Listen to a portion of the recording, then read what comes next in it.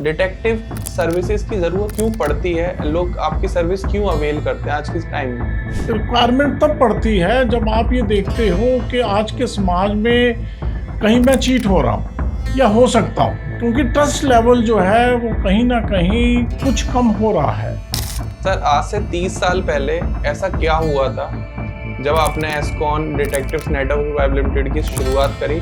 आपने ऐसी कौन सी प्रॉब्लम को फेस कर लिया या आपने ऐसा कौन सा गैप ढूंढा कि लाओ डिटेक्टिव बनता हूँ? मैं अगर ये बोलूं कि वो बनाए नहीं जाते, पैदा होते। अब ये हर एक के अंदर एक डिटेक्टिव तो हर कोई है आज की डेट में। आम आदमी भी डिटेक्टिव है, क्योंकि वो भी सोचता है मुझे क्या करना चाहिए क्या नहीं करना चाहिए। आने वाले 10 साल में प्राइवेट डिटेक्टिव का फ्यूचर कैसा होने वाला है? ये इंडस्ट्री कितनी बड़ी होने वाली है? कितने लोगों के लिए आने वाले टाइम में जॉब अपॉर्चुनिटी है इस फील्ड में? देखिए, डिटेक्टिव एजेंसीज का जो प्रोफेशन है ये तो बढ़ेगा और ये काफ़ी आगे तक जाएगा। उसके पीछे रीज़न सिर्फ ये है। नमस्कार दोस्तों, तो स्वागत है आपका एक और नए पॉडकास्ट में। तो आज के टाइम में आपने देखा है कि चीटिंग के, फ्रॉड के, स्कैम के केसेस बढ़ते ही चले जा रहे हैं। चाहे वो लाइफ में हो, मैरिज लाइफ में हो, बिजनेस में हो, professional, corporates, cricketers, Bollywood, Hollywood, हर जगह जो है लोग एक दूसरे से चीट करने लगे हैं। अब कई बार ऐसा होता है कि लोग अपने रिलेशंस को चीटिंग के साथ आगे बढ़ाते हैं, कुछ लोग सेपरेट कर लेते हैं। लेकिन एक ये बहुत बड़ी प्रॉब्लम है जिसका सॉल्यूशन लोग प्रॉब्लम आने के बाद ढूंढते हैं। लेकिन इसका सॉल्यूशन प्रॉब्लम आने से पहले अगर हो जाए, आप किसी के साथ कोई डील करने वाले हो, मैरिज करने वाले हो या किसी के साथ रिलेशनशिप में जाने वाले हो, अगर आप पहले ही उसके बारे में पता लगा लो कि ये इन पर्सन कैसा है, इसकी चॉइसेस कैसी हैं, या फिर ये कैसा सोचता है, इसका बैकग्राउंड क्या है, इसके फाइनेंशियल बैकग्राउंड क्या है, इकोनॉमिक्स क्या है, अगर आपको ये सब कुछ पहले से पता रहे तो हो सकता है कि आप आने वाले टाइम में एक बहुत बड़ी प्रॉब्लम से बच जाओ, बहुत बड़े फाइनेंशियल लॉस से बच जाओ, एंड एक जो सोसाइटी में जो एक इमेज होती है उसको ब्लर होने से बचा लो। क्योंकि कहते हैं कि एक बार जहां एक कहावत है कि दाग लग गया तो वो मिटता नहीं है। तो इस एक बहुत बड़ी प्रॉब्लम का सॉल्यूशन ढूंढने के लिए आज हमारे पॉडकास्ट में हमने इनवाइट किया है एस्कॉन डिटेक्टिव सर्विसेज के फाउंडर, ओनर, सीईओ, मैं कहूंगा सब कुछ, संजय कपूर सर को। नमस्कार सर, कैसे हैं? नमस्कार, तुम कैसे हैं? मैं एकदम बढ़िया सर। आपने हमें इनवाइट किया, बहुत बहुत धन्यवाद। और इस समाज की एक प्रॉब्लम्स को डिस्कस करने के लिए आज हम यहाँ पर आपके सामने बैठे हैं। तो हम बात कर रहे हैं कि प्रॉब्लम आने से पहले इसका सोल्यूशन ढूंढा जाए। फॉर एग्जांपल कि आप अपने बेटे के लिए, बेटी के लिए रिश्ता ढूंढ रहे हो और आपको पता चलता है कि हाँ ठीक है, ये हमारे लिए फीजिबल है, तो आप एस्कॉन सर्विसेज के पास जा सकते हो, डिटेक्टिव सर्विसेज के पास जा सकते हो, जो आपको बिल्कुल कोर तक जांच करके बताते हैं कि वो पर्सन ठीक भी है या नहीं, या जो आपको दिखाया जा रहा है क्या वो सही भी है या नहीं। तो संजय सर, उसमें आप लोगों की, मैं कहूंगा बहुत सालों से 30 ईयर प्लस एक्सपीरियंस है सर को बिल्कुल इस फील्ड में। तो हम सर से जानेंगे कि शुरुआत कैसे हुई एंड आपके लिए सर्विसेज लेना क्यों जरूरी है, एंड ये पूरा जो प्रोसेस है, ये जो पूरी एल्गोरिथम है, वो काम कैसे करती है। तो संजय सर, सबसे पहले तो मैं अपनी ऑडियंस से कनेक्ट करने के लिए आपका एक शॉर्ट इंट्रोडक्शन लेना चाहूंगा। प्लीज थोड़ा सा आप अपने बारे में बताएं। जैसे आपने काफ़ी बताया है मेरे बारे में, तो इस प्रोफेशन में मैं मोर देन 30 ईयर्स से हूँ और संजय कपूर मेरा नाम है। एस्कॉन डिटेक्टिव्स नेटवर्क प्राइवेट लिमिटेड मेरी कंपनी है और ऑल ओवर इंडिया हम काम करते हैं। और यूँ कह सकते हैं कि हम एक संस्था है जो वर्ल्ड वाइड संस्था है, उसके साथ भी जुड़े हुए हैं और हम लगभग 120 कंट्रियां कवर करते हैं, जिसमें हमारे वो एसोसिएट्स हमारे साथ मिलके काम करते हैं। तो समाज के अंदर जो प्रॉब्लम्स हैं बढ़ रही हैं, तो इस वजह से ये काम जो है हमने सोचा आज से 30 साल पहले, और आज इस मुकाम पर है कि एक समाज के अंदर काफ़ी लोगों का साथ दिया है हमने और साथ दे रहे हैं, और उस प्रॉब्लम को सॉल्व करने के लिए पूरी कोशिश हम और हमारी टीम करती है। बिल्कुल। तो सर मैं ऑडियंस और व्यूअर्स की तरफ से एकदम डायरेक्ट आपसे स्ट्रेट क्वेश्चन पूछना चाहूंगा कि डिटेक्टिव सर्विसेज की जरूरत क्यों पड़नी चाहिए या क्यों पड़ती है, लोग आपकी सर्विस क्यों अवेल करते हैं आज के टाइम में? देखो, डिटेक्टिव सर्विसेज की जरूरत की एक रिक्वायरमेंट तब पड़ती है जब आप ये देखते हो कि आज के समाज में कहीं मैं चीट हो रहा हूं या हो सकता हूं, क्योंकि ट्रस्ट लेवल जो है वो कहीं ना कहीं कुछ कम हो रहा है और फ्रॉड चीटिंग्स की जो रेशो है वो कहीं ना कहीं थोड़ी सी बढ़ रही है।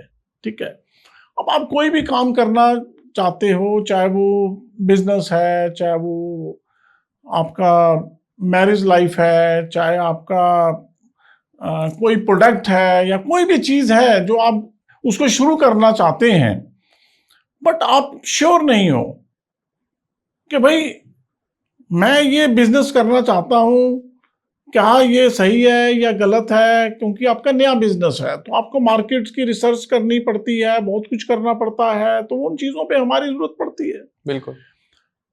जहां मैरिज का सवाल है, अगर आप शादी कर रहे हैं और आज के टाइम पे वो टाइम नहीं है जब एक ज़माने में एक परिवार होते थे, सब बड़े बड़े परिवार होते थे और उनके अंदर ही एक रिश्ते तय हो जाते थे और उन परिवारों में एक विश्वास होता था, एक भावना होती थी। अब जो ज़माना चेंज हो रहा है, हमारे को ज़रूरी नहीं है कि हमारे को वो रिश्ते हमारे परिवारों में ही मिले, तो आपको वर्ल्ड वाइड वो रिश्ते ढूंढने पड़ते हैं। बिल्कुल। वो कोई भी प्लेटफॉर्म हो सकता है जिसके थ्रू आप वो रिश्ते ढूंढ रहे हैं, कोई भी मैरिज प्लेटफॉर्म हो सकता है। अब उस प्लेटफॉर्म से आपने एक रिश्ता ढूंढा, अब वो जो भी आपसे मिलने आएगा या बात करने आएगा तो वो अपने बारे में जो कमजोरियां हैं या जो उसकी कमियां हैं वो शायद नहीं बताएगा। 100%। और प्लस वो जब भी आपसे मिलने आएगा एक व्हाइट कॉलर बनकर ही मुलाकात करेगा। एग्जैक्टली। और आप एक जब उससे मुलाकात कर रहे हैं तो आप कुछ चीजें ऐसी उससे डायरेक्टली शायद पूछने में भी हेजिटेट करो कि मैं इससे बात पूछूं या नहीं पूछूं, क्या करूं। सही बात है। तो आप कैसे जान पाएंगे कि जो वो सब चीजें बोल रहा है या बोल रही है वो कितने परसेंट तक सही है? सही बात है।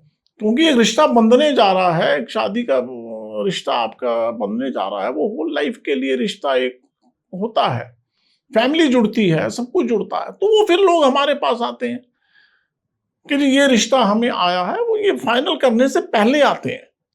वो रिश्ते में फिर हमसे कहते हैं कि भाई इनके बारे में कुछ थोड़ा सा ये पॉइंट्स हमारे को चेक करवाने हैं। हम उसको सीक्रेट तरीके से अपने लेवल से चेक करते हैं और जो हकीकत होती है, जो फैक्ट्स होते हैं, वो उनके साथ शेयर करते हैं। ओके। हर इंसान की अपना नेचर और अपनी हैबिट्स डिफरेंट हो सकती हैं, तो हम हकीकत को चेक करते हैं। कुछ चीजें किसी एक पर्सन के लिए पॉजिटिव हो सकती हैं, कुछ चीजें किसी दूसरे पर्सन के लिए वही बातें नेगेटिव हो सकती हैं। ट्रू। ये हर एक का अपना एक दायरा है, हर एक का अपना एक सिस्टम है। तो किसी के घर में नॉनवेज बहुत बड़ा नेगेटिव है, किसी के घर में नॉनवेज खाना कोई नेगेटिव नहीं है। बिल्कुल बिल्कुल बिल्कुल। तो ये डिसाइड आपने करना है कि भाई ये सब चीजें आपको सूट करती हैं या नहीं करती हैं। सही बात है। तो बहुत सारी चीजें होती हैं जो कि छोटी छोटी बातें होती हैं, लेकिन फैमिली के अंदर आगे चल के कहीं ना कहीं प्रॉब्लम क्रिएट कर देती हैं। बहुत बड़े डिस्प्यूट आ जाते हैं। फॉर एग्जांपल लोग कॉम्प्रोमाइज करने के लिए तैयार हो जाते हैं कि हाँ ठीक है नॉनवेज खाते थे लेकिन अगर ये शादी करेगा तो छोड़ देंगे। लेकिन वो आगे चल के फिर वो चीजें ऐसे आती है कि मैंने तुम्हारे लिए नॉनवेज छोड़ा, मैंने तुम्हारे लिए ड्रिंक छोड़ दी, मैंने तुम्हारे लिए पार्टी छोड़ दी, मैंने तुम्हारे लिए वेस्टर्न कल्चर छोड़ दिया, और फिर वो उस वजह से डाइवोर्स हो जाता है और फिर वो एलुमनी देनी पड़ती है। अभी हाल फिलहाल में सर एक इंडियन क्रिकेटर हैं युजवेंद्र चहल, उन्होंने एलुमनी भरी है, उनकी बहुत न्यूज अभी चर्चा में है। तो आपको क्या लगता है कि इसके पीछे लोग प्लान करके भी ऐसे शादियां करते हैं आज के टाइम में? देखिए, प्लान करके भी शादियां होती हैं, इसमें नो डाउट, लेकिन वो कोई मतलब एक अच्छे परिवारों में ऐसा नहीं होता है। वो जो परिवार है वो स्पेशली ऐसे कामों के लिए ही ये सोचते हैं कि हमने शादी करनी है एंड उसके बाद कोई भी चलो प्रॉब्लम क्रिएट होती है एंड उसके बाद ये एलिमनी वगैरह हमने मांगनी है। लेकिन वो परसेंटेज कम है। इसको ऐसा नहीं मैं कहूँगा कि समाज में ऐसी परसेंटेज बढ़ रही है, ऐसा नहीं है। बट हर जगह पे कुछ नेगेटिव्स कुछ पॉजिटिव होते हैं, तो ऐसे लोग भी हैं, बट रेशियो बहुत कम है। सर, आज से 30 साल पहले ऐसा क्या हुआ था जब आपने एस्कॉन डिटेक्टिव्स नेटवर्क प्राइवेट लिमिटेड की शुरुआत करी? आपने ऐसी कौन सी प्रॉब्लम को फेस कर लिया या आपने ऐसा कौन सा गैप ढूंढा कि लाओ डिटेक्टिव बनता हूं? क्योंकि ये बिल्कुल आउट ऑफ द वे, क्योंकि अगर मैं 30 साल पहले की बात सोचूं तो 30 साल पहले लोग जनरली इतना ही सोचते थे कि चल डॉक्टर बन जाऊं, इंजीनियर बन जाऊं, किसी गवर्नमेंट सर्विसेज में लग जाऊं, लेकिन डिटेक्टिव बन जाऊं ये तो एक बहुत अलग थॉट प्रोसेस हो गया। बिल्कुल सही आपने पूछा है। क्या है, देखो, एक तो डिटेक्टिव्स जो भी होता है, मतलब मैं अगर ये बोलूं कि वो बनाए नहीं जाते, वो पैदा होते हैं। अब ये हर एक के अंदर एक डिटेक्टिव तो हर कोई है आज की डेट में, आम आदमी भी डिटेक्टिव है, क्योंकि वो भी सोचता है मुझे क्या करना चाहिए क्या नहीं करना चाहिए। लेकिन एग्जैक्टली समाज के अंदर क्या हो रहा है, उस चीज के अंदर जब आपको ये लगे कि गलत हो रहा है, ये नहीं होना चाहिए, इसकी वजह से हमारा समाज कहीं ना कहीं परेशान है, समाज हमारे जो है गलत रास्ते पे जा रहा है, छोटी छोटी बातों पे ट्रस्ट लेवल खत्म हो रहा है, परिवार खत्म हो रहे हैं, परेशानियां बढ़ रही हैं, तो कहीं ना कहीं अगर हम डिटेक्टिव माइंड हमारा है तो वो चीजें उस पर्सन को बुरी लगेंगी। तो उसी चीज को लेकर हमने आज से 30 साल पहले ये मन बनाया कि हमने इस फील्ड में जाना है, 30-35 साल पहले के फील्ड में जाना है, और हमने जो भी समाज की बुराइयां हैं, समाज की गंदगी है, उसको कहीं ना कहीं हमने साफ करना है। तो उसको लेकर हम इस प्रोफेशन में एंटर हुए। आपके हिसाब से अब आज के टाइम में तो बहुत फैंसी करियर है डिटेक्टिव होना, क्योंकि किसी के बारे में पता लगाना through social media, through YouTube, Facebook, Instagram बहुत इजी हो गया उनके कनेक्शंस को ढूंढना। पहले तो नहीं होता था, लेकिन अब लोग इस करियर में बहुत ज्यादा आ रहे हैं। बट एक प्रोफेशनल और एक अच्छा डिटेक्टिव होने के लिए क्या क्या स्किल बहुत ज्यादा इंपॉर्टेंट है?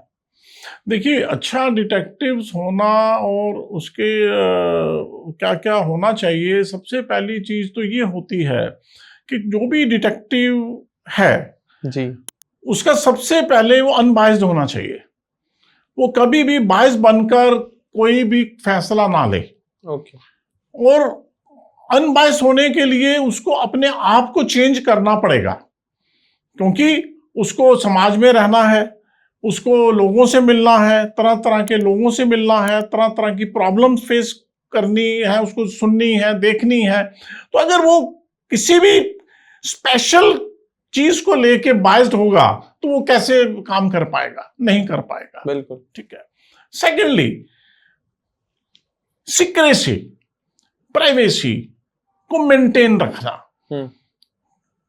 कोई भी डिटेक्टिव अच्छा तब बन सकता है जब उसकी पहली ये शर्त होनी चाहिए उसके अंदर, अपने माइंड के अंदर, के कुछ भी हो जाए मैं अपने क्लाइंट की सीक्रेसी, प्राइवेसी लीक नहीं होने दूंगा।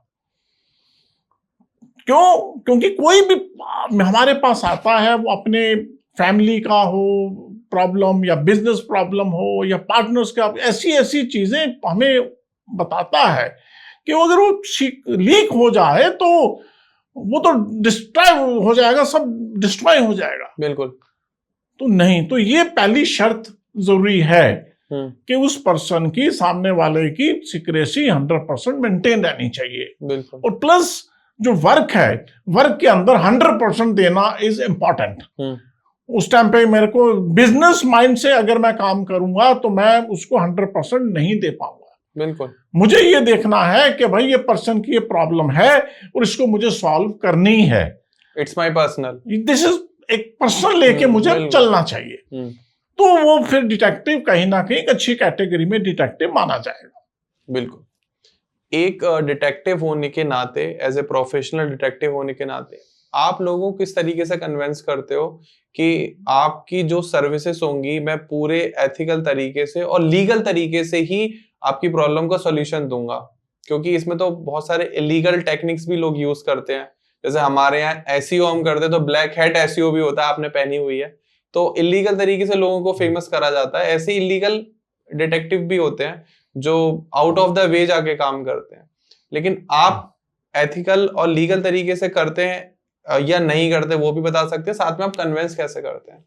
देखिए ध्रुव, क्या है कि डिटेक्टिव वही सक्सेस है जो एथिक्स को लेके काम करेगा। ओके। जो लीगल काम करेगा, जो इलीगल तरीके से काम करेगा और नैतिकता को भूल जाएगा, वो डिटेक्टिव्स मार्केट में ज्यादा दिन काम नहीं कर सकता। क्योंकि अगर सपोज कोई भी मेरे पास पर्सन आते हैं, फैमिली आती हैं कि कोई मुझे काम करना है, कोई प्रॉब्लम है, किसी भी चीज की उनकी फैमिली प्रॉब्लम है या कुछ भी है, तो मुझे सबसे पहले ये देखता हूं कि ये कितना पॉसिबल है जो ये बोल रहे हैं। क्योंकि हर उस क्लाइंट को नहीं मालूम है कि भाई मैं जो बोल रहा हूं ये कितना पॉसिबल है। सही बात है, हो सकता है उसकी सोच हो, उसकी सोच है ना, ये तो शक हो, बट मैं उसको ये वो क्लियर करता हूं कि नहीं, आप ये जो सोच रहे हैं, आप तो मतलब ऐसा सोच रहे हैं कि जो पॉसिबल ही नहीं है। ऐसी ऐसी चीजें आके हमसे बोलते हैं जो कि दुनिया में पॉसिबल नहीं है।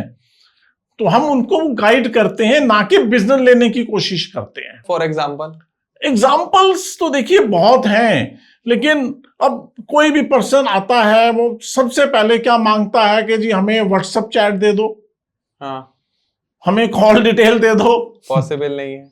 हमें कंटेंट सुन के कहां पर लोकेशन है वो दे दो। ये तो सबसे इजी काम हो गया। ये तो तुमने सोचा कि बस सीधा जाके मैं तिजोरी खोल लूं और पैसा निकाल लूं तो मेरा काम हो गया। ऐसे नहीं होता है जी। कुछ लॉ है, कुछ सिस्टम है, हर चीज है। तो ये व्हाट्सएप कॉल डिटेल्स ये पॉसिबल ही नहीं है। फेसबुक चैट, इंस्टाग्राम, फेसबुक कहते हैक करा दो, इंस्टाग्राम हैक करा दो। अरे भाई ऐसे नहीं होता है, ऐसे काम नहीं है, ये तो डकैती है। ये वर्क नहीं है। तो हम उनको ये समझाते हैं कि आपको किसने मिसगाइड किया है। हाँ जी। नहीं है तो मिल जाती होंगी। हाँ। मैं कैसे नहीं मिलती हैं। मैंने कहा तो उनको हम गाइड करते हैं कि आप इस तरीके से किसी गलत इंसान के पास मत जाइए जो आपको मिसगाइड कर रहा है। हाँ। इसके काम करने के तरीके और भी बहुत हैं। अगर मुझे यहां से अगर सपोज किसी जगह कनॉट प्लेस जाना है एग्जांपल, तो एक ही रास्ता नहीं है जाने का।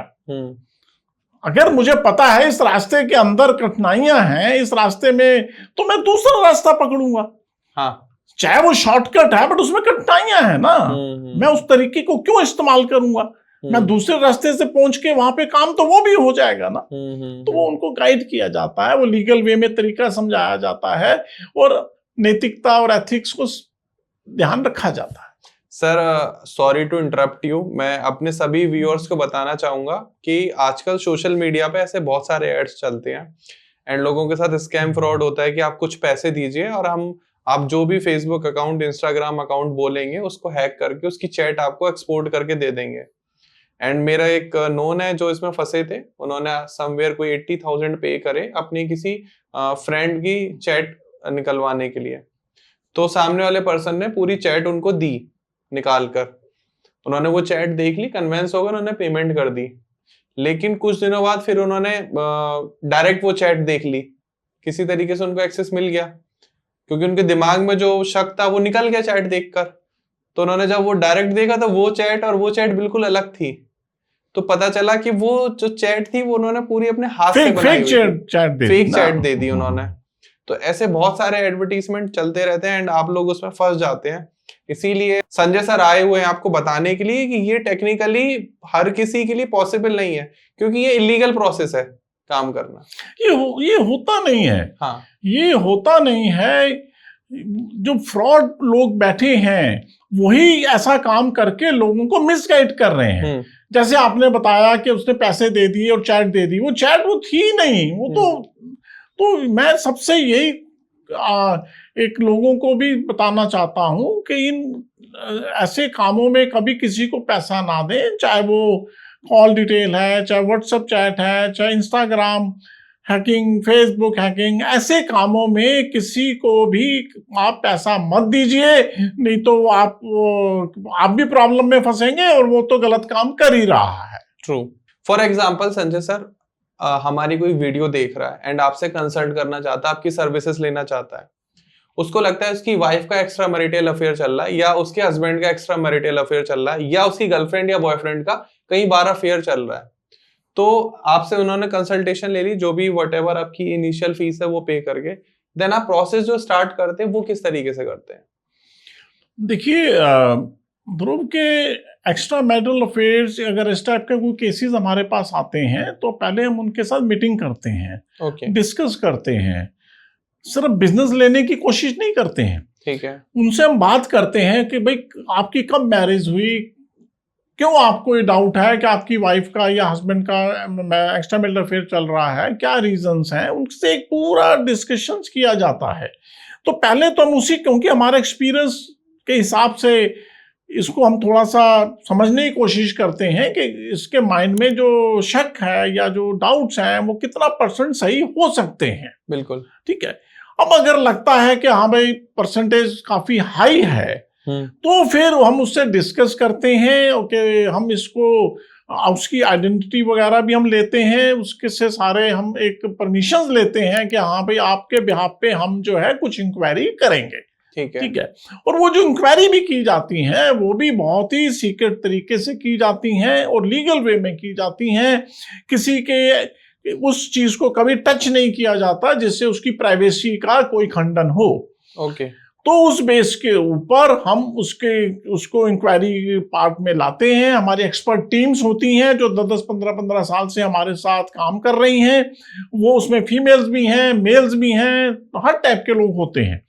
तो वो उन चीजों को प्राइवेटली सीक्रेटली चेक करते हैं और अगर कुछ निकलता है तो फिर वो एविडेंस या वो जो भी चीजें होती हैं वो सामने वाले को दी जाती हैं।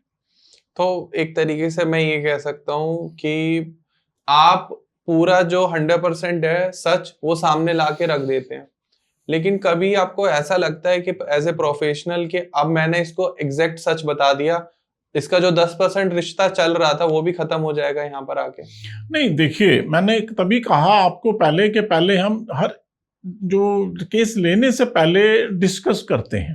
वो डिस्कस करने का मकसद यही होता है कि इनका रिश्ता किस लेवल पर है। ओके। बहुत सारे ऐसे केसेस आते हैं जहाँ रिश्ता पूरा ब्रेक हो चुका होता है, पहले से ब्रेक हो चुका होता है, दोनों अलग अलग रह रहे हैं, सेपरेट रह रहे हैं, डाइवोर्स फाइल कर रखा है, उसको अब कुछ एविडेंस चाहिए, या डाइवोर्स नहीं हुआ है लेकिन सेपरेट रह रहे हैं। तो ये बहुत अलग अलग है, मतलब ये जो एक्स्ट्रा मैरिटल अफेयर्स का जो परिभाषा है वो बहुत अलग अलग है। तो हम पहले तो वो सब चीजें देखते हैं और हम उससे सब चीजें डिस्कस करते हैं, और जब एविडेंस आ जाता है तो एविडेंस आने के बाद भी हम उससे डिस्कस करते हैं और उसको समझाया जाता है, ऐसे सीनियर कह लीजिए या एज ए काउंसलर आप कह सकते हैं कि भाई रिश्ते तोड़ने से ही मामले हल नहीं होते। बिल्कुल। कहीं पर भी आप कोई भी काम करोगे, कुछ भी होगा, उसके अंदर कोई 100% श्योरिटी नहीं होती है कि जैसा आप सोच रहे हैं वैसा सही होगा। बिल्कुल। तो अगर सपोज कुछ ऐसी चीजें निकल कर आई हैं, उसको सॉर्ट आउट भी किया जा सकता है। सीधा ये नहीं है कि आप ब्रेकिंग पॉइंट पे पहुंच जाइए। बिल्कुल बिल्कुल। तो ये एक हम उसे काउंसलिंग भी करते हैं। काउंसलिंग करके फिर वो जो फैक्ट्स है वो हमारा फर्ज है उसको फैक्ट्स को बताना कि ये हकीकत निकल कर आई है, बट लेकिन जितना आप सोच रहे थे और इस हकीकत के अंदर कहीं ना कहीं कुछ फर्क भी है। बिल्कुल। तो वो सारी चीजें एज ए काउंसलिंग के पॉइंट ऑफ व्यू से भी हम उससे डिस्कस करते हैं। सर जैसे आप खुद नहीं काम करते हैं, आप खुद भी करते हैं, आपकी टीम भी काम करती है, मेल है फीमेल है, बहुत सारे लोग आपसे साथ एसोसिएट हैं। कभी ऐसा हुआ है कि आपने कोई रिजल्ट दिया हो but that was not appropriate. आपको बाद में रियलाइज हुआ कि अरे हमारे काम में ही गलती हो गई और हमारी वजह से ये डिसीजन इन्होंने गलत ले लिया। कभी ऐसा हुआ है आपके 30 ईयर के करियर में? नहीं ध्रुव, मतलब ऊपर वाले के आशीर्वाद से ऐसा कभी नहीं हुआ है ओके। कि हमने गलत रिजल्ट दे दिया हो। गलती का कोई चांस नहीं है? गलती नहीं, गलती होती है लेकिन गलत रिजल्ट के चांस नहीं है। ओके। अगर हम कोई चीज फाइंड आउट करने जा रहे हैं, वहां से हमसे गलती हो सकती है कि हम मतलब कोई चीज हम फाइंड आउट करने गए, हमारी टीम ने कुछ काम ऐसा किया कि हमसे गलती हो गई, बट गलती मीन्स उस रिजल्ट पे नहीं है। हम उसको रेक्टिफाई करेंगे ना। हाँ। वो हमें पता लग जाता है कि यहाँ पे हमने काम और करना पड़ेगा। अगर हमने कुछ काम किया था तो अब इसके अंदर हमें नेक्स्ट स्टेप भी करना पड़ेगा, थर्ड स्टेप भी करना पड़ेगा। और हम एकदम नहीं करते हैं कि अगर हमें सपोज किसी ने एक्स्ट्रा मैरिटल अफेयर बता दिया या कुछ ऐसा कोई भी काम बता दिया और हमें कुछ फोटोग्राफ या कोई ऐसी चीज मिल गई तो हमने सोचा ले भाई कोई सॉल्व हो गया। ऐसा नहीं होता है। बहुत बार आंखों देखी कानों सुनी बातें भी गलत होती हैं। ट्रू। तो हम उस चीज के अंदर 100% अंदर एंटर होके इन्वेस्टिगेशन करते हैं कि इसमें सच्चाई कितनी है। अगर कोई लड़की या कोई लड़का किसी के साथ बैठा हुआ है तो इसका मतलब ये नहीं है कि वो एक्स्ट्रामैरिटल अफेयर ही है। ऑब्वियस है। आज का नया जमाना है, इसके अंदर आपको माइंड को ओपन करके काम करना पड़ेगा। बिल्कुल। खाली पैसे के लिए काम नहीं करना है। तो वो चीज हमारे लिए हमारे एथिक्स हैं कि हमें ये नहीं है कि अगर हमने कोई फोटो ले ली और हमने कहा जी इसका तो अफेयर है। नो।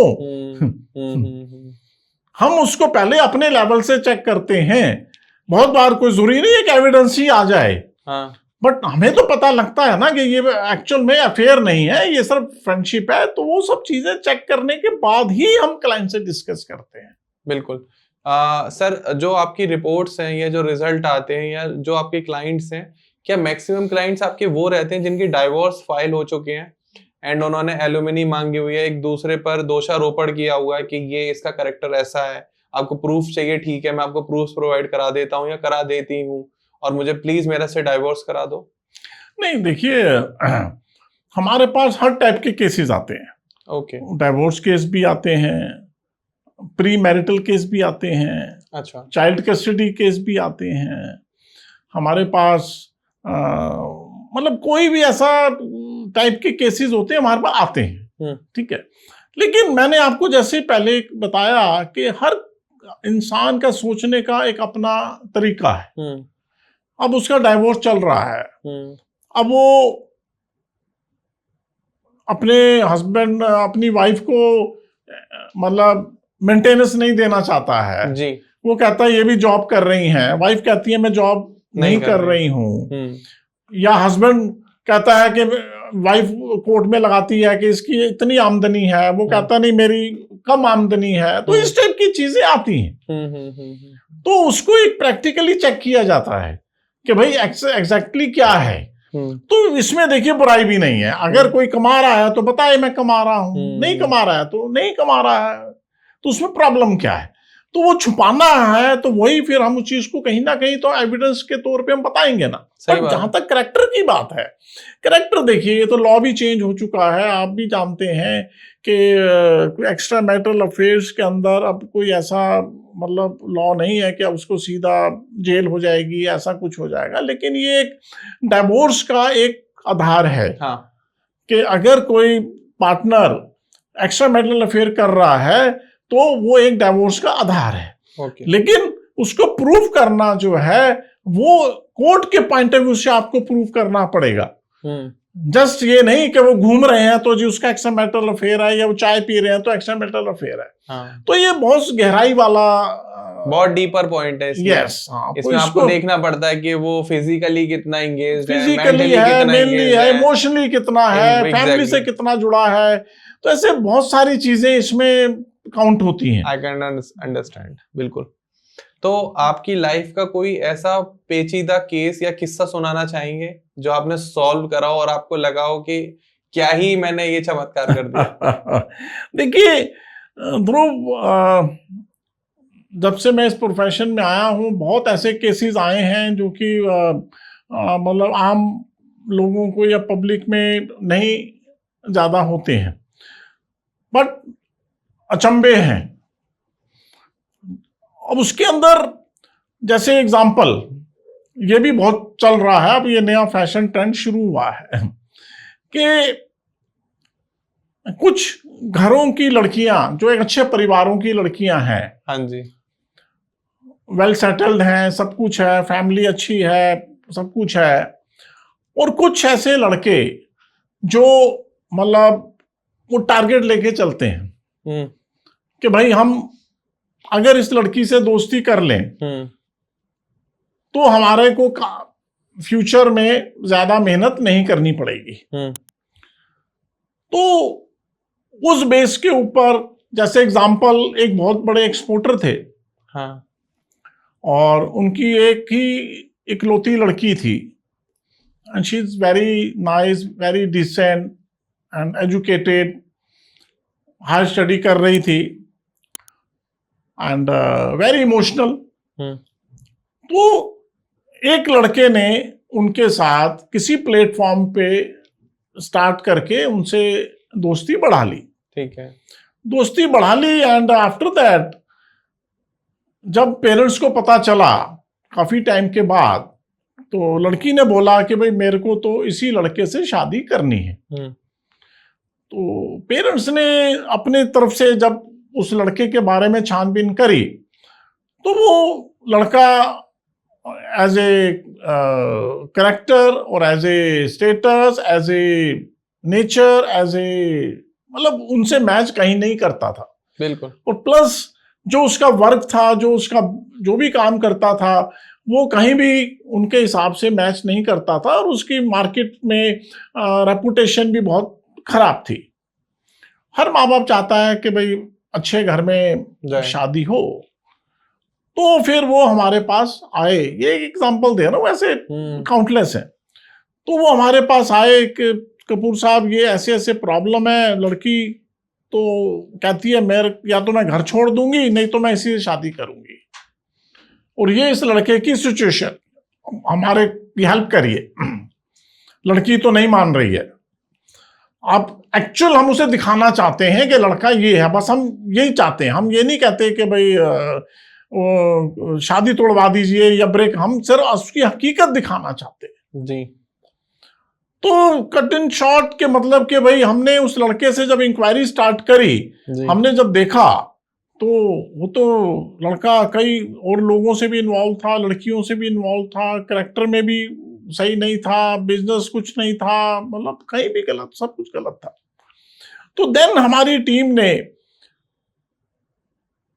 एक बहुत लॉन्ग स्टोरी है, तो उस लड़के के साथ जिम में, वो जिम जाता था, हमारी टीम भी जिम ज्वाइन किया, और मेल ने ज्वाइन किया, फीमेल ने नहीं, क्योंकि वो किसी भी फीमेल को जो है वो बहुत ही इन्वेस्टिगेट करता था। जब भी कोई फीमेल उससे बात करती थी तो बहुत इन्वेस्टिगेट करता था, क्योंकि वो उस लड़की को छोड़ना नहीं चाहता था। तो हमारी टीम जो है, मेल टीम जो है, उसने वहां पे ज्वाइन किया, और हमारी मेल टीम ने अपने आप को एक बहुत ही हायर लेवल का पर्सन शो किया उसके आगे कि भाई वी आर वेरी रिच। हमारी टीम ने बहुत अपने आप को रिच शो किया। उस लड़के ने हमारी टीम से दोस्ती करी। ठीक है। तो हमें मालूम था कि वो उसी प्रवृत्ति का है, जहां वो रिच पर्सन देखेगा उसे दोस्ती करेगा। दोस्ती करी। दोस्ती करने के बाद उसने धीरे धीरे, हमारी टीम उसके साथ मिक्स होती चली गई, और मिक्स होने के बाद उसकी जो भी हरकतें थी, वो तो यहां तक बोलता था कि पैसा कमाने के लिए तो मैं किसी भी हद तक जा सकता हूं, किसी भी हद तक जा सकता हूं। तो वो सब हरकतें उसकी जो हैं, हमने एविडेंस में कन्वर्ट करते चले गए, और जब इतनी चीजें इकट्ठी हो गई कि जिससे कि ये समझ में आ जाए सामने वाले को कि भाई आप जो डिसीजन लेने जा रहे हो वो गलत है, तो हमने वो सारी चीजें फिर हमने क्लाइंट को दी, और फिर क्लाइंट ने एक फैमिली में बैठ के वो लड़की को वो सब चीजें उसने बताई गई, और फिर लड़की के ऊपर फैसला छोड़ा गया कि अब आप अगर चाहते हो कि ऐसे पर्सन के साथ अगर आप शादी करना चाहते हैं, तो लड़की ने ही स्ट्रेट फॉरवर्ड वो रिश्ते को तोड़ दिया। वो तो जितने भी लोगों ने ये स्टोरी सुनी है, मुझे ऐसा लगता है कि सर ये 90% लोगों की प्रॉब्लम है आज के टाइम में, जो अल्ट्रा रिच कैटेगरी में जा चुके हैं। क्योंकि जब हम पैसा कमाना शुरू करते तो फैमिली के लिए टाइम नहीं होता, फैमिली के लिए टाइम होता है तो हम पैसा उतना नहीं कमा पाते। दोनों साइमल्टेनियसली मिल जाए, ये मुझे ऐसा लगता है किसी भाग्यशाली इंसान की किस्मत में ही है। बिल्कुल है बिल्कुल ना? बिल्कुल। क्योंकि ऑब्वियस है आपको समय देना पड़ेगा व्यापार को, उतना ही जितना लोग फैमिली को देते हैं। अब आप फैमिली वाला टाइम व्यापार को दोगे तो आप ऊपर बढ़ जाओगे। तो ये लगभग प्रॉब्लम सभी की है। तो कुछ एक ऐसे नाम जो बॉलीवुड्स के जिनको आपने क्लाइंट एज ए क्लाइंट सर्व किया हो, या इंडियन क्रिकेट हिस्ट्री में, या कुछ ऐसे बड़े बिजनेस टाइकून आप हमारे ऑडियंस को बताना चाहें। देखिए ध्रुव, मेरे ओवर 3 डिकेड्स प्रोफेशन के अंदर मैंने बॉलीवुड के नामी लोगों के लिए भी काम किया है, मैंने पॉलिटिशियंस के लिए भी काम किया है, मैंने बिजनेस टाइकून के लिए भी काम किया है, हर टाइप के लोगों के लिए काम किया है। लेकिन जैसे मैंने स्टार्टिंग में बोला, हमारी फर्स्ट जो हमारे एथिक्स हैं कि हम किसी की भी सीक्रेसी को लीक नहीं करते हैं। ओके। तो नाम तो हम किसी भी कीमत पे नहीं बता सकते हैं, बट ये है कि काम सबके लिए किया है, क्योंकि घर कोई बड़ा हो या छोटा हो, बिजनेसमैन हो या प्रोफेशनल डॉक्टर हो, कुछ भी हो, प्रॉब्लम तो हर एक के पास आती है। बिल्कुल। और अगर जैसे आप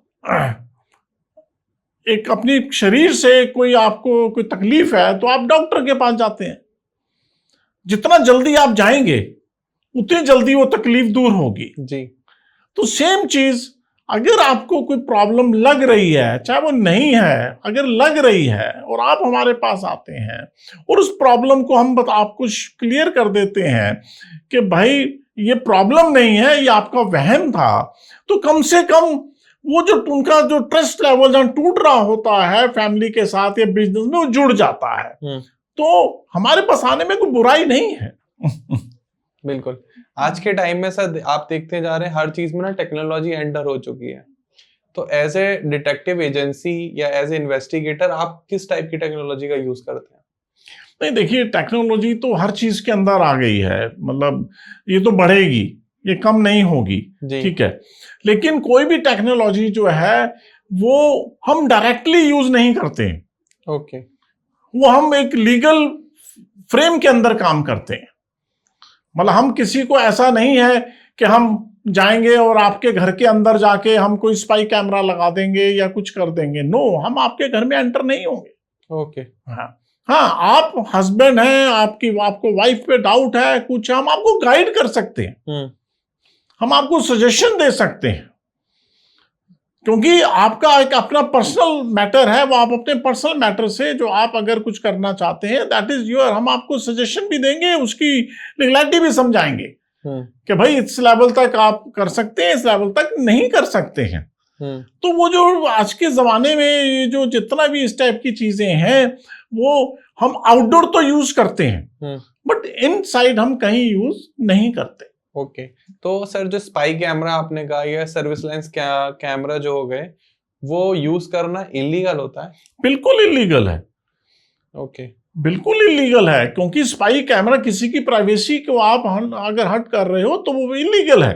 हाँ, आउटडोर अगर आप जैसे सीसीटीवी कैमरे भी लगे हुए हैं तो वो एक अलग सीन है कि कैमरा है, आप किसी के घर में यूज करते हैं तो वो इलीगल है। सर क्या एक आम इंसान, जैसे एक मेरे जैसा इंसान, बिना किसी लाइसेंस के किसी भी दूसरे पर्सन का बैकग्राउंड चेक कर सकता है? देखिए, इसके अंदर भी बहुत गहराई है जी। गहराई कैसे है कि आपकी बेटी की शादी है, ठीक है, तो कौन सा लॉ मना करता है कि आप उस घर के बारे में पता ना कराओ? बिल्कुल। ये तो कोर्ट कहता है कि आप एक कमरा किराए पे देते हो तो लॉ है कि उसकी पुलिस इंक्वायरी करवाई जाए। आप एक शादी करने जा रहे हो बेटी की, तो क्या आप उस परिवार की इंक्वायरी नहीं करवाओगे या नहीं करोगे? बिल्कुल खुद नहीं करोगे?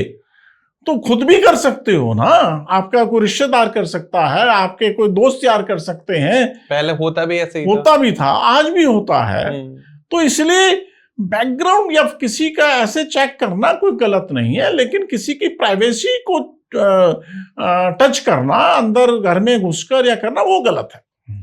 बिल्कुल। Sir, as a private investigator होने के साथ क्या कभी आपको पुलिस के साथ काम करने का मौका मिला है, या कभी आपने उनकी हेल्प ली है किसी पर्सनल केस में? देखिए, पुलिस का काम और हमारा काम डिफरेंट होता है जी। ठीक है।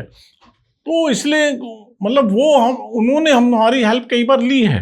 ओके। हाँ, कुछ ऐसी चीजें होती हैं जो सीक्रेट तरीके से पता लगानी होती हैं, तो पुलिस कई बार हमारी हेल्प ले लेती है, ठीक है। लेकिन हम उनकी हेल्प, ऐसा नहीं है कि हम उनकी हेल्प लें, क्योंकि उनका जो है वो डायरेक्ट क्वेश्चन होते हैं, तो इसलिए वो हेल्प हम नहीं लेते हैं। मैट्रिमोनल या मैं कह सकता हूँ प्री मैरिज सर्विसेज में आप किस तरीके से काउंसल करते हैं? अगर मान के चलो मेरी सिस्टर है, उसकी शादी होने वाली है और मैं आपके पास आता हूँ, तो आप कितना समय लेंगे, या कोई लमसम आप समय बता सकते हैं? साथ में चार्जेस भी अगर आप डिस्क्लोज करना चाहें हमारी ऑडियंस को आज, सो दैट कि ये एवरीवन आपकी सर्विस ले सके। मैं बताता हूँ। देखिए, प्री मैरिटल इंक्वायरीज का भी एक अलग अलग मेथड होते हैं जी। एक ही मेथड नहीं होता है। क्योंकि प्री मैरिटल इंक्वायरीज के अंदर पहले तो ये देखा जाएगा कि कौन सी जगह पे करवानी है, सिटी कौन सी है, एरिया कौन सा है, उस पर्सन का प्रोफेशन क्या है, उसका लेवल क्या है, कहाँ रहता है, क्या करता है। तो बहुत सारे फैक्टर्स हैं इसके अंदर, तो चार्जेस एक नहीं हो सकते। बिल्कुल कस्टमाइज्ड है। कस्टमाइज इसलिए है क्योंकि आपकी रिक्वायरमेंट्स अलग अलग हैं। कुछ लोग आते हैं कि हमें सिर्फ इतना पता कर दो कि इसकी जॉब ठीक है, कुछ लोग आते हैं नहीं, बाकी तो हमें सब मालूम है, सिर्फ ये पता कर दो ये ड्रिंक तो नहीं करता है।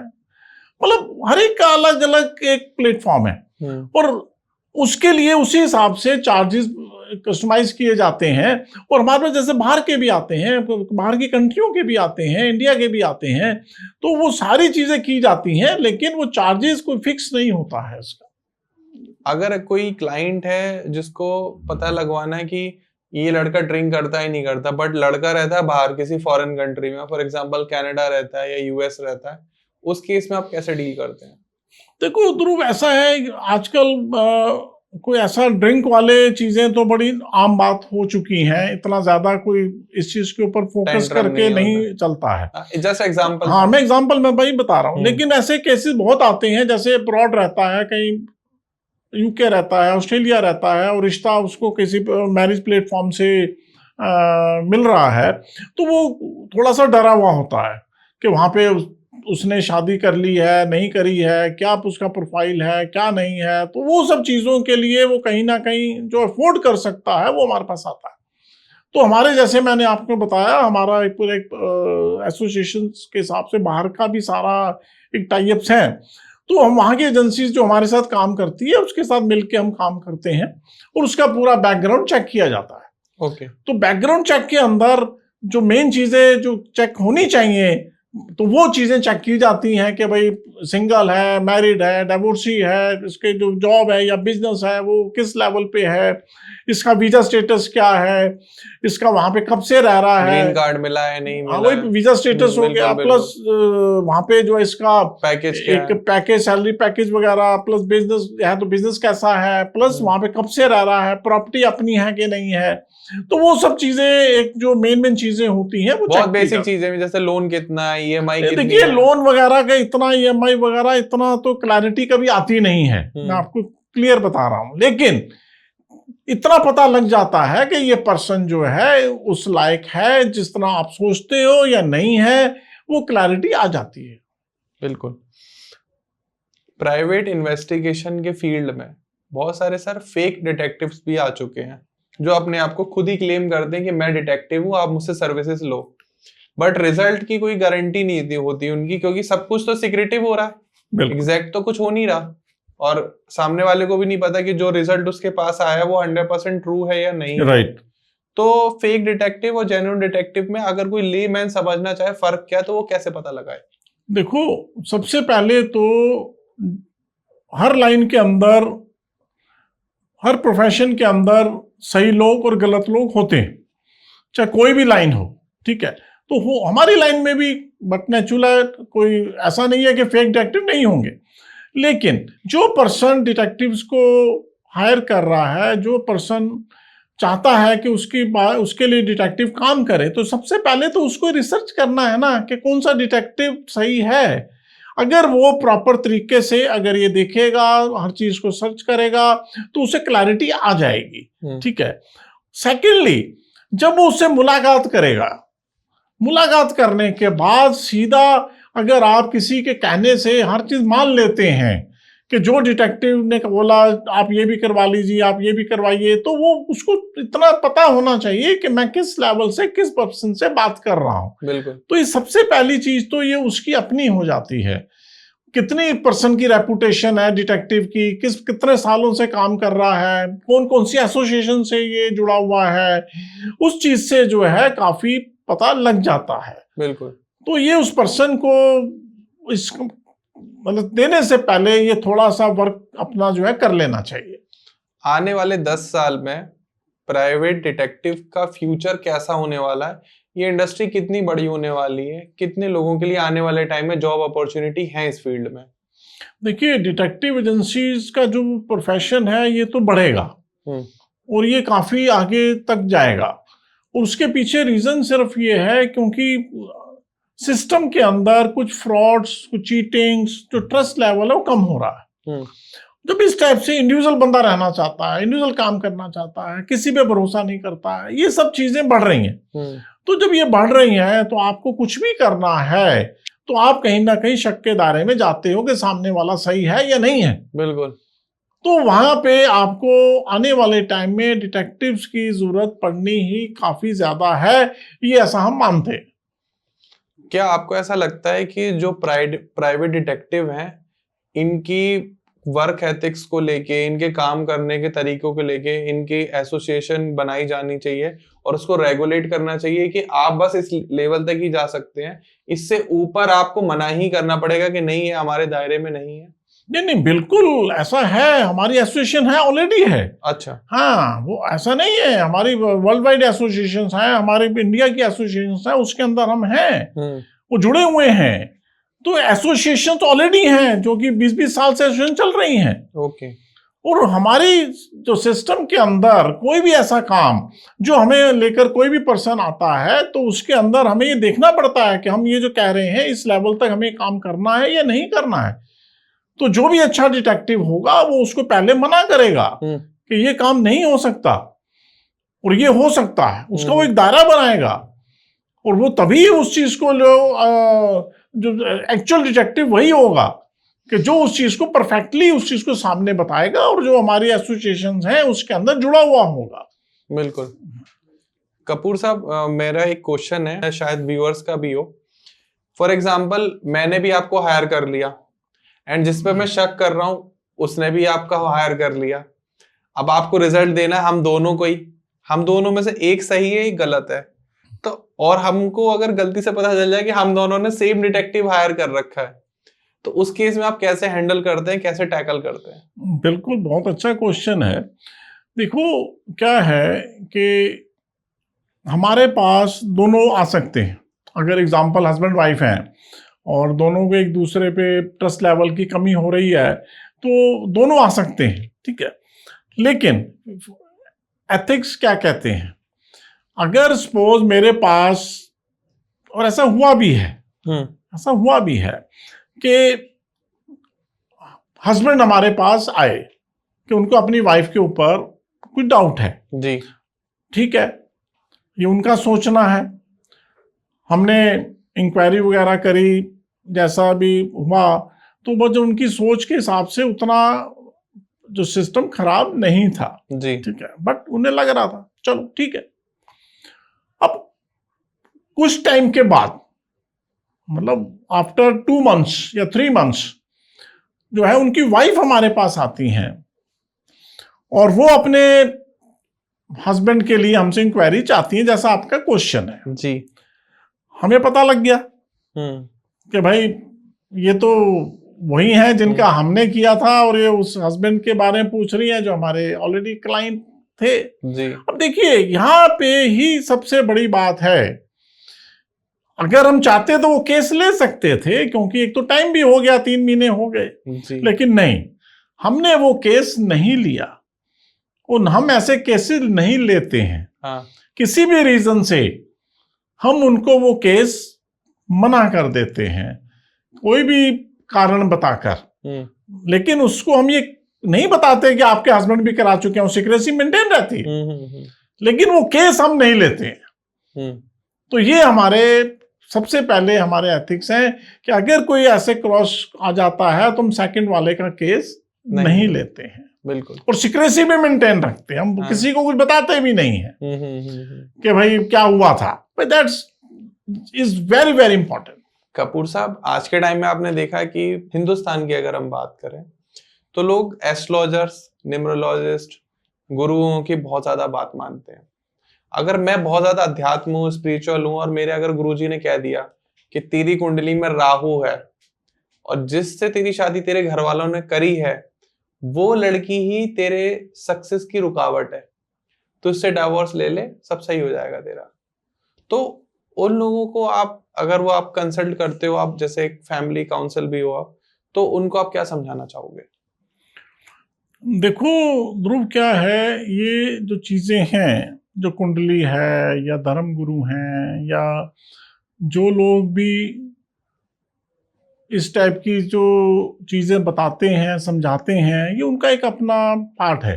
ठीक है, हम किसी को गलत नहीं बोलते, ठीक है, लेकिन अगर हम किसी चीज के ऊपर अंधविश्वास होकर काम करेंगे तो हम असली गुरु को भी भूल जाएंगे, हम असली कुंडली को भी भूल जाएंगे, हम असली बातों को भी भूल जाएंगे।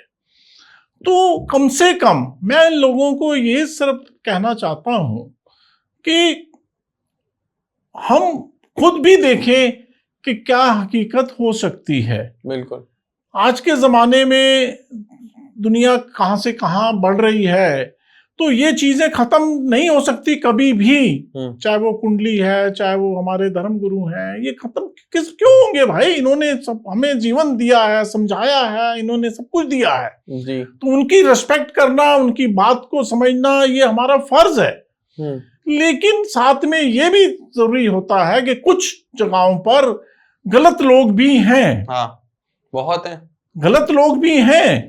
तो मेरे को अगर कोई गलत इस टाइप के पर्सन अगर मुझे कुछ राय देते हैं तो कम से कम मुझे ये समझना चाहिए कि अब जैसे आपने बोला, ऐसे मेरे पास कई बार कुछ लोग आए हैं, और एक फीमेल थी, वो मेरे पास आती हैं और वो कहती हैं जी मेरे को अपने पति से डाइवोर्स लेना है।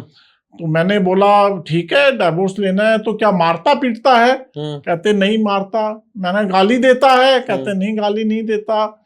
मैंने कहा पैसा नहीं देता? कहता नहीं पैसा भी देता है। तो मैंने कहा आपके घर वालों की रिस्पेक्ट नहीं करता? नहीं वो भी करता है। तो मैं कहा फिर डाइवोर्स क्यों लेना है? कहते नहीं जी हमारे गुरुजी हैं, उन्होंने कहा है कि तेरी इसके साथ बन नहीं सकती, तो जितनी जल्दी तू इससे अलग हो जाएगी वो तेरे लिए अच्छा है। तो मैं इसलिए इससे अलग होना चाहती हूँ। अब ऐसी सिचुएशंस के अंदर किसका फर्ज है वो सब चीजों को सोचना? ये उस पर्सन का ही तो फर्ज है, फीमेल का ही तो फर्ज है कि मेरे को जो इस टाइप की राय दे रहा है, तो वो जो भी जिस टाइप का गुरु है, क्या वो सही है, या वो इस टाइप की जो राय दे रहा है, मैं अपना घर पूरा तोड़कर मैं ऐसा काम मुझे करना चाहिए? तो ये तो बहुत ही गलत बात है कि अगर इस टाइप से अगर कोई गलत सिस्टम के अंदर इस टाइप से आपको राय देता है तो आपको खुद सोचना जरूरी है कि जो, तो इसलिए मैंने कहा गुरु का बात मानना, गुरु की धर्म को बात मानना, ये हमारा सबसे पहला फर्ज है। लेकिन हमें साथ में ये भी देखना है कि जो पर्सन, हम किसी गलत सिस्टम में तो नहीं कहीं उलझ गए, तो उन चीजों को थोड़ा सा समझना जरूरी है।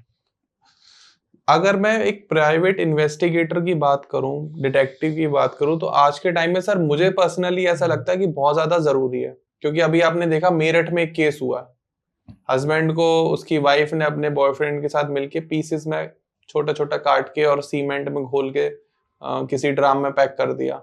कितना ब्रूटल केस है।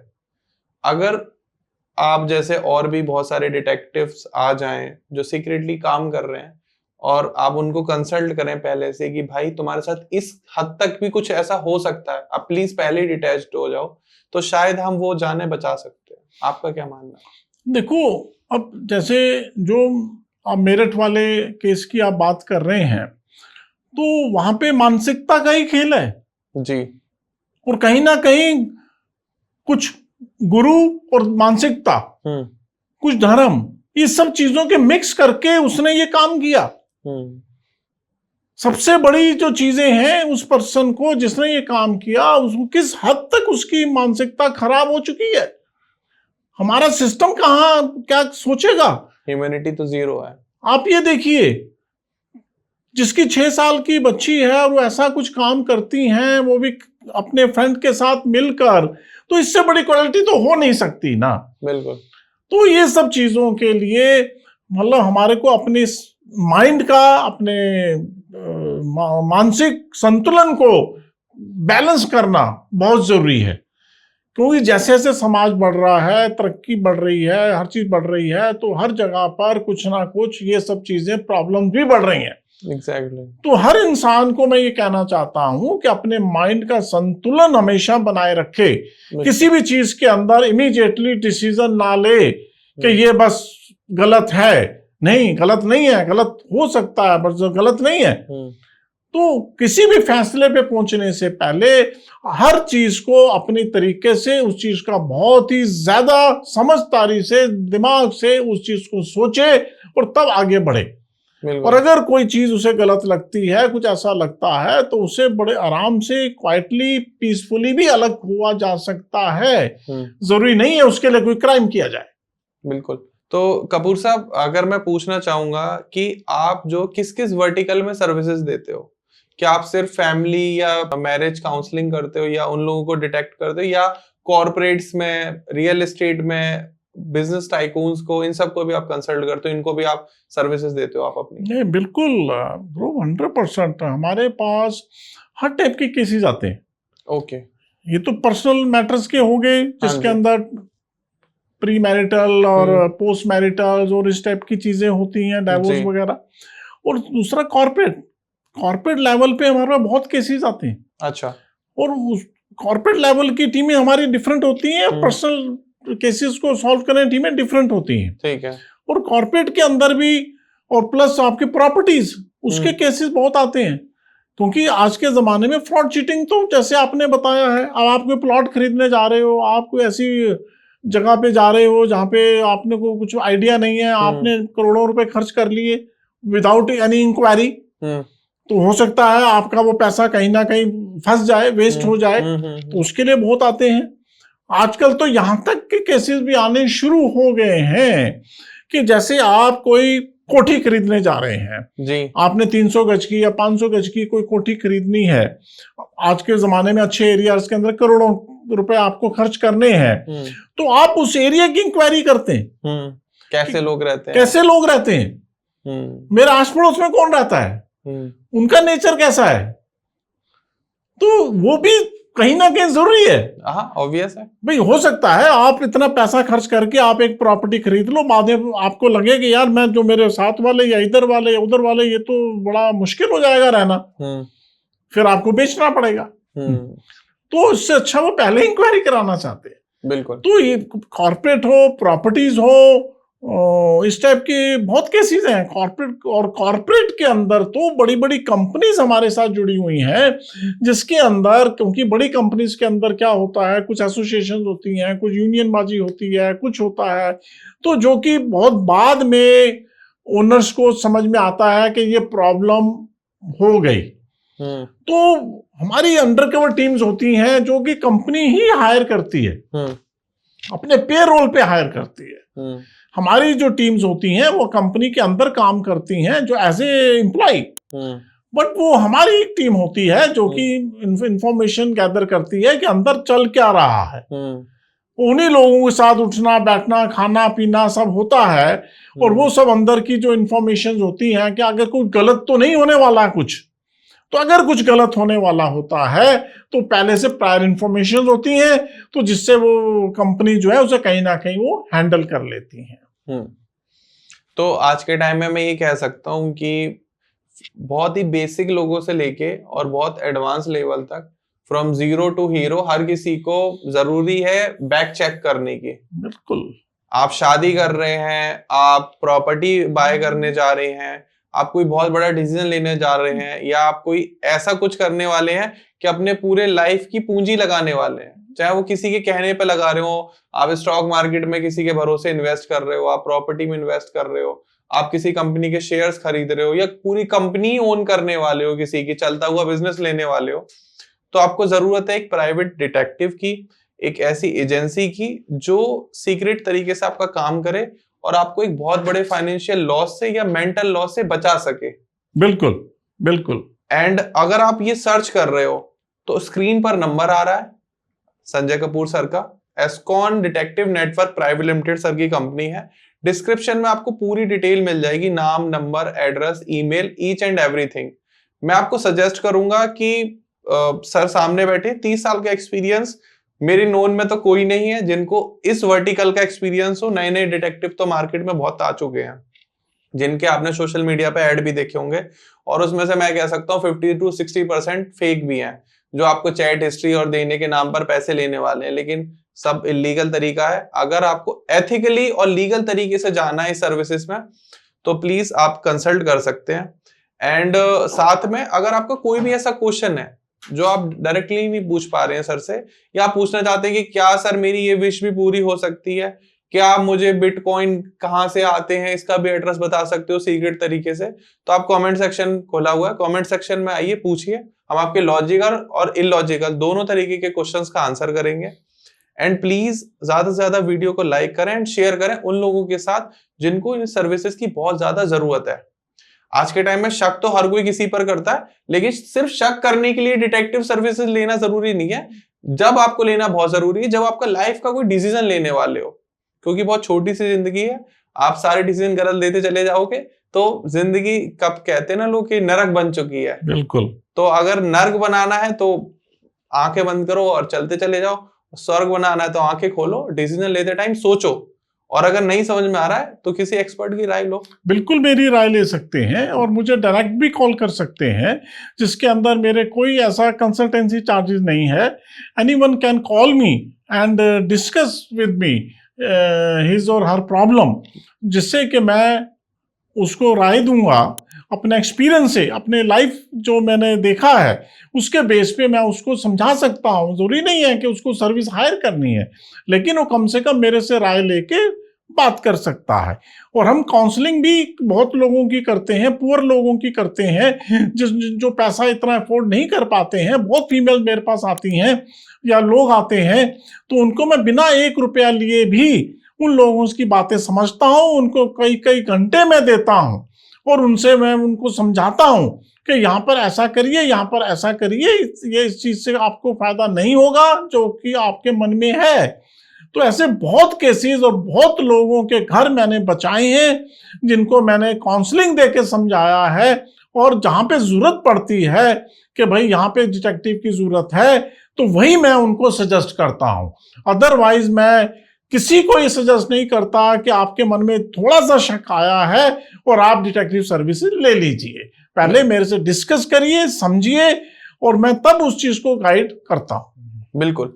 तो अगर आपको भी इस टाइप की सर्विसेज चाहिए, आपके मन में आ रहा है, ख्याल भी आ रहा है एक बार, तो प्लीज स्क्रीन पर फिर से नंबर आ रहा है सर का, सारे सोशल मीडिया हैंडल भी आ रहे हैं, फटाफट जाओ सर को कॉल करो। बस ध्यान रखना टाइम का, 9 to 6 कॉल करना, ऐसा नहीं रात में 11 बजे वीडियो देखी और तुरंत कॉल घुमा दिया कि कपूर साहब मेरी गर्लफ्रेंड फोन नहीं उठा रही है, उसका सीक्रेट तरीके से पता लगाओ किस और से बात कर रही है।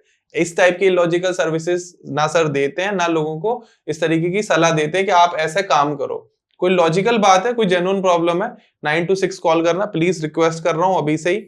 एंड आप नेक्स्ट पॉडकास्ट संजय सर के साथ किस टॉपिक पर चाहते हैं वो भी कमेंट सेक्शन में बताइएगा कि हम आपको और क्या डीपली इंसाइट्स दें। ये तो आज हमने बिल्कुल आपके लिए बेसिक बेसिक चीजें बताई हैं, और डीपर बहुत कुछ हो सकता है।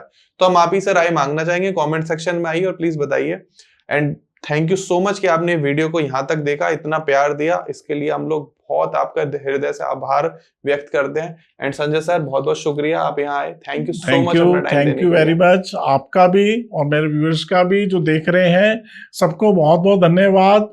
और मैं चाहूंगा कि समाज से बुराइयां हटें और सब पीसफुली जिंदगी को जिएं। Happiness is very very important. बिल्कुल, thank you very much. And please subscribe button आ रहा है, प्लीज सब्सक्राइब कर दो, फैमिली को बड़ी कर लो, ताकि हम ऐसे और इंफॉर्मेटिव कंटेंट बनाते रहें। वीडियो देखने के लिए थैंक यू सो मच। जय श्री राधे, नमस्कार sir. Thank you very much. Thank you very much.